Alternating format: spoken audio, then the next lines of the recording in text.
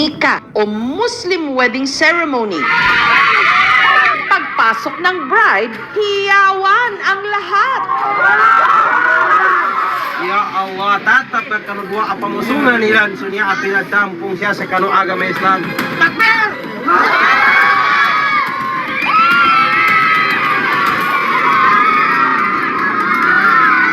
Huwag mong i-deny.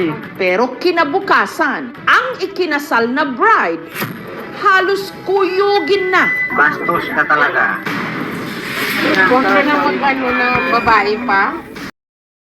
At kinasal namin, yung dapat may mangyari sana sa amin, wala na ko ng gana kasi gusto niya patay yung ilaw. Ayaw niya pahawak, nakasipit yung paa niya. Ilang araw pa raw ang lumipas bago natuklasan ni Ibrahim ang totoong pagkatao ni Sofia. Una, disappoint talaga ako. Yung nalaman na may bakla siya,